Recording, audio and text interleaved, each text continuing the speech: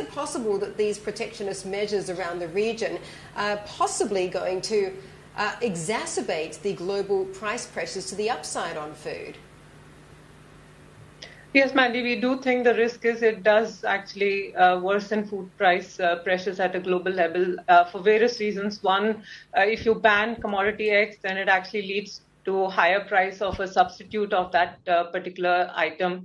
We are already seeing feedstock costs going up, energy prices adding to freight costs, fertilizer costs going up, which basically could hit food crop yields next year. So there is a risk that we see more protectionism from countries. And I think one important point, even from countries that actually are putting these restrictions, is that you end up sending, or rather, distorting the price signal for farmers in that particular country. So there are issues both from a short-term perspective because of substitutes and more hoarding, and a long-term perspective in terms of distorted price signals for farmers. So the risk is more food protectionism and higher food inflation at a more global level.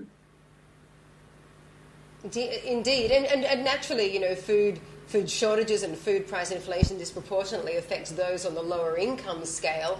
So from a government's point of view, what would be a more effective measure to try and tide us over? Would it be, for example, fiscal support, handouts, subsidies, as opposed to outright protectionist measures? Yes, ideally, that would be optimal. I think, the protectionist measures basically send a panic signal globally.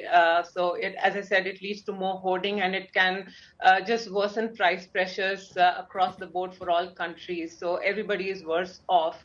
There are alternative ways. One is, of course, countries from a more medium-term perspective need to diversify their food supply chains.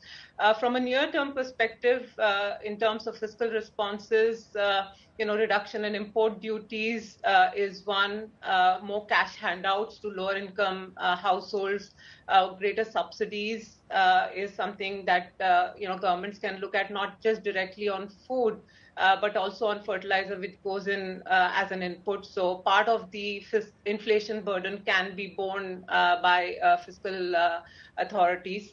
What we've also seen is governments use other measures like crackdown on hoarding, for instance. So some of these and a combination of all these measures could be used to reduce the food inflation pressures.